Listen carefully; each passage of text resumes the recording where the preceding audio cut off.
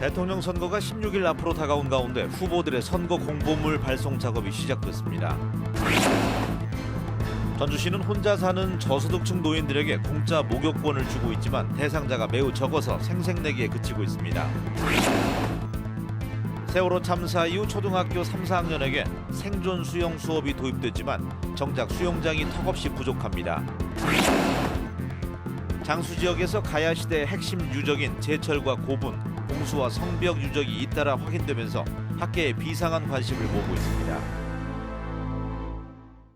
즐거운 저녁 시간 보내고 계십니까? JTBC 8시 뉴스입니다.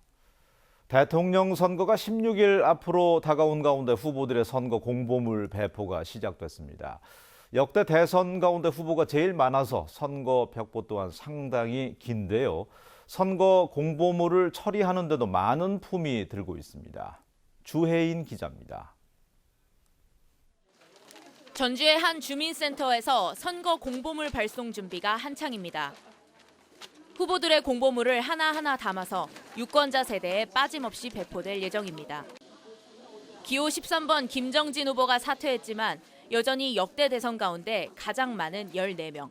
다른 때보다 대선 후보자가 많이 출마해서 그만큼 홍보물이 많기 때문에 저희 직원들을 비롯해서 일반인들까지 동원해서 12시간을 꼬박 일해야 될 것 같습니다. 공보물 분량을 보면 기호 1, 2, 3번인 문재인, 홍준표, 안철수 후보는 허용 한도인 16쪽 분량을 모두 제작했습니다. 4, 5번인 유승민, 심상정 후보는 8쪽, 나머지 후보들은 대부분 한 장짜리를 제출해 당 살림살이에 따라 큰 차이를 보였습니다. 내용면에서도 문재인 후보는 분야별로 구체적인 공약까지 담은 반면 안철수 후보는 총론 중심의 내용을 수록했습니다. 19대 대선 선거 공보물은 월요일이나 화요일쯤 우체국에 전달되고 늦어도 수요일 무렵까지는 각 가정에 배송될 예정입니다. 1차 공보물에 이어 곧바로 투표 안내문도 발송될 예정입니다. 2차로는 한 장으로 구성된 전단형 선거 공보와 투표소 약도와 선거인 명부 등재 번호가 기재되어 있는 투표 안내문을 동봉하여 4월 29일까지 발송됩니다. 사상 첫 장미 대선을 앞두고 대선 시계가 째깍째깍 흐르고 있습니다. JTBC 뉴스 주혜인입니다. 전주시는 저소득층 독거 노인들이 목욕탕을 공짜로 이용할 수 있는 경로 목욕권을 주고 있습니다. 하지만 찔끔 예산의 일부만 혜택을 받으면서 생색내기에 그치고 있습니다. 권대성 기자가 보도합니다. 경로 목욕권 지급 대상은 기초생활수급자로 65세 이상의 홀로 사는 노인입니다. 한 달에 한 차례 이용을 기준으로 1년에 12장이 지급됩니다. 그런데 지원 대상 노인에게 물어보니 이런 혜택을 전혀 모른다는 답이 돌아옵니다. 목욕탕 공짜로 가시라고 목욕권 주는 거 알고 계세요? 몰라요. 한 번도 받아본 적은 없으세요? 받아본 일 없어요. 해마다 받지 못한 채 3, 4년에 한 번꼴로 받았다는 노인도 있습니다. 뭐 3년인가 4년인가 한 번씩 이렇게 돌아오대요. 매년 못 주고 일행이 많다고 얘기해가지고. 경로 목욕권 지급 대상은 4,200명이 넘습니다. 하지만 실제로 목욕권을 받은 노인은 1,000여 명으로 4분의 1밖에 되지 않습니다. 전주시가 예산을 충분히 세우지 않았기 때문입니다. 그렇다고 세부 지급 기준도 없어 대상자를 선정하는 주민센터는 누군 주고 누군 안 주냐는 항의에 시달립니다. 동요하셔 항의하시고 요구하고 막 이렇게 하시는 분들 되게 많아요. 전체적으로 다 대상자면 다 똑같이 배분하지 않는 이상은 요금 먹어요. 벌써 10년 넘게 이어진 문제인데 전주시는 사실상 손을 놓고 있습니다.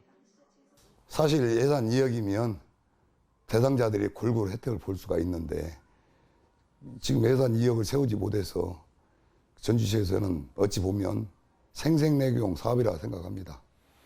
전주시의 주먹구구식 복지 사업이 홀로 사는 저소득 노인들의 박탈감과 소외감만 키우고 있습니다. JTBC 뉴스 권대성입니다. 세월호 참사 이후 초등학교 3, 4학년을 대상으로 생존 수영 수업이 도입됐습니다. 지난해 일부 시군에 시범적으로 시행했다가 올해부터 모든 시군으로 확대됐는데요. 교육 여건은 많이 부족한 실정입니다. 조창현 기자입니다. 초등학교 3학년 학생들의 수영 수업 시간. 학생들이 100초 안에 구명조끼를 입고 비상 상황에 대비합니다. 힘을 합쳐 물에 빠진 친구를 구하고 25m를 혼자 힘으로 헤엄쳐 나옵니다. 물에서 살아남는 법을 배우는 생존 수영입니다. 물에 빠졌을 때 아이가 스스로 물에서 빠져나올 수 있거나 아니면 구조대가 올 때까지 버틸 수 있게끔 최소한의 방법으로 가르쳐주고 있어요. 하루 2시간씩 닷새간 이어지는 생존 수영 수업을 받고 나면 물에 대한 두려움이 사라집니다. 처음에는 무서웠는데 이제 하니까 재밌어요. 잠수하는 거랑 그런 것들이 재밌어요.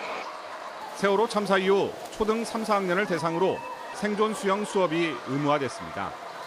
지난해 3개 시군에서 시범 시행되다 올해부터는 14개 시군으로 확대됐습니다. 하지만 1년에 10시간 수업을 할 수 있는 수영장이 턱없이 부족합니다. 공설과 사설을 포함해 36개 수영장으로는 5만 명의 학생을 수용하기는 불가능합니다. 일부 사설 수영장은 회원들 때문에 생존 수영 수업을 꺼리고 있어 수영장 빌리기도 쉽지 않습니다. 전주, 군산, 익산 이 3개 지역은 학생 수에 비해서 수영장이 턱없이 부족하기 때문에 지자체의 공설 수영장 또는 사설 수영장의 어떤 협력 체제가 돼가지고 많은 학생들이 이용할 수 있도록 좀 협조를 구해야 됩니다. 교육부와 자치단체가 절반씩 부담하는 예산도 재정 상황이 어려운 자치단체에게는 큰 부담입니다. 교육부는 2020년까지 생존 수영을 전 학년으로 확대할 계획이지만 부족한 예산과 수영장 시설 때문에 제대로 운영될 수 있을지는 미지수입니다. JTB 뉴스 조창현입니다.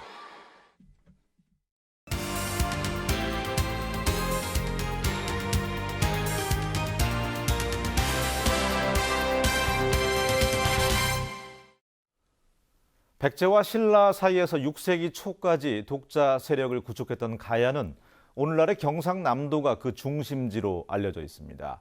그런데 최근 장수 지역에서 가야 시대의 것으로 보이는 제철 유적이 대규모로 확인되면서 학계에 비상한 관심을 모으고 있습니다. 이승환 기자가 자세히 전합니다. 남도 규산자락 해발 800여 미터 지점의 발굴 현장. 검붉은 흙과 쇠붙이가 수북하게 쌓여 있습니다. 가야 시대 철광석 가마터의 조각과 철광석을 녹일 때 나오는 불순물 덩어리입니다.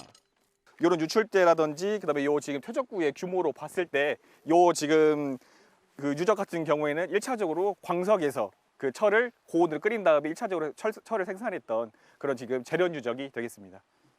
6세기 초까지 독자 세력을 형성했던 가야는 철의 제국으로 불렸지만 정작 중심지로 알려져 온 경남 지역에서도 제철 유적은 매우 드문 상황. 군산대 박물관이 확인한 제철 유적만 해도 1.5km 거리에 무려 70여 군데나 밀집돼 있어 규모나 내용 면에서 국내 최대 유적입니다. 중대형 고분이 무더기로 발굴되고 있는 것도 고무적입니다.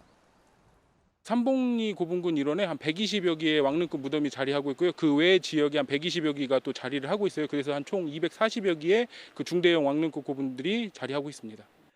발굴단은 대형 제철 유적과 고분은 물론 봉수와 성벽까지 잇따라 확인해서 이 일대에 강력한 통치 체계가 존재했던 것으로 보고 있습니다. 현재까지 확인된 제철 유적의 수로 봤을 때 진정한 철의 제국은 아마도 장수의 지역적인 기반을 두고 가야의 왕국으로까지 발전했던 장수 가야가 되지 않을까.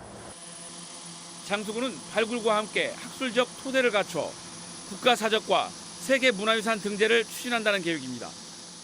장수가야 발굴이 초기 단계에 있습니다. 앞으로 잘 조사 발굴해서 세계유산에 등재를 하고 우리 관광 차원에서 철의 왕국으로 알려진 가야의 생생한 흔적들이 1500년의 장구한 세월을 거슬러서 긴 잠에서 깨어나고 있습니다. JTB 뉴스 이승환입니다.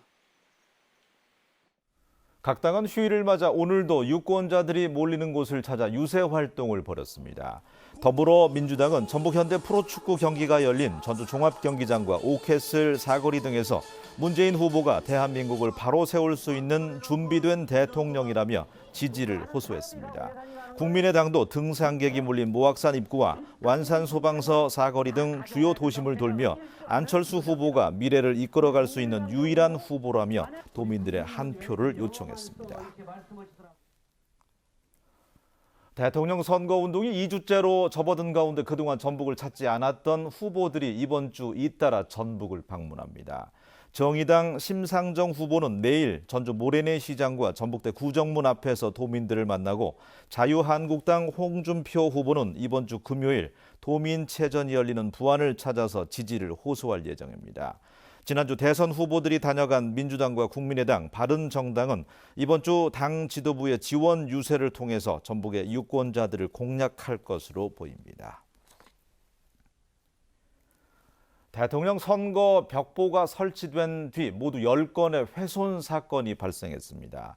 전북경찰청은 오늘도 군산에서 한 후보의 사진이 훼손되고 전주와 김제에서도 사진과 선거 안내문이 손상되는 등 지금까지 10건의 사건이 발생해서 이 가운데 3건의 피의자를 붙잡았다고 밝혔습니다.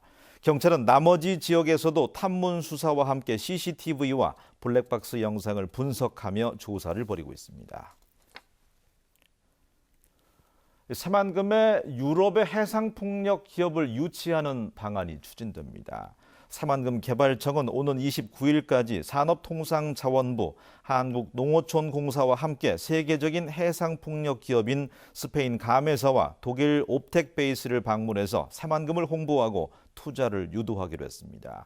현재 새만금에서는 새만금 해상풍력 주식회사가 새만금 방조제 안쪽 바다에 28개의 풍력 발전기를 설치하기로 하고 새만금 개발청과 착공 시기를 논의하고 있습니다.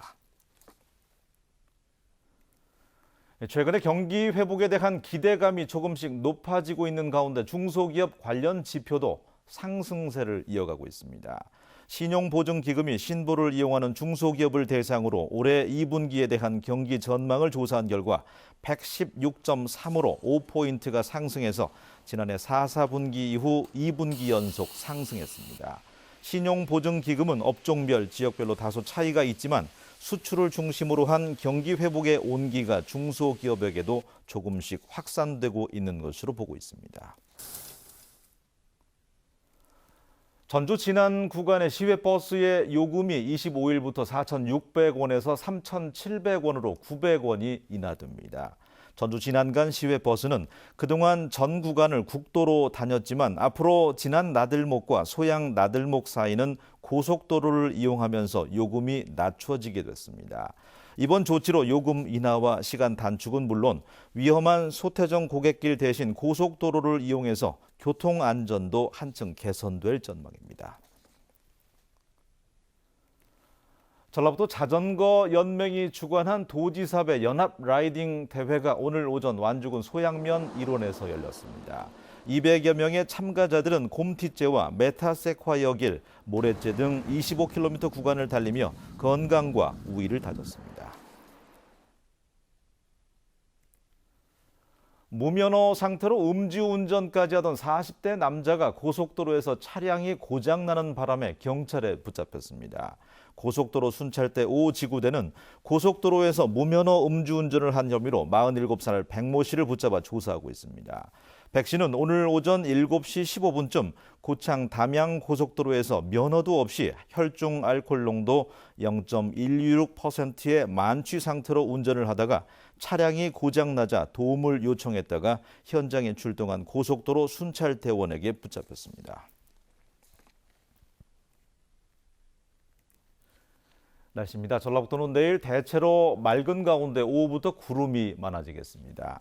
아침 최저 기온은 3도에서 9도, 낮 최고 기온은 20도에서 23도로 오늘과 비슷하겠습니다. 내일 새벽부터 아침까지는 일부 내륙 지역을 중심으로 약한 안개가 예상돼서 운전자들의 주의가 필요합니다. 미세먼지 농도는 보통 수준이 예상됩니다. 전주기상지청은 화요일과 수요일에는 한때 비가 오겠지만 낮 기온은 크게 떨어지지 않을 것으로 내다봤습니다. 계속해서 오늘의 영상과 SBS 뉴스 함께 하시겠습니다.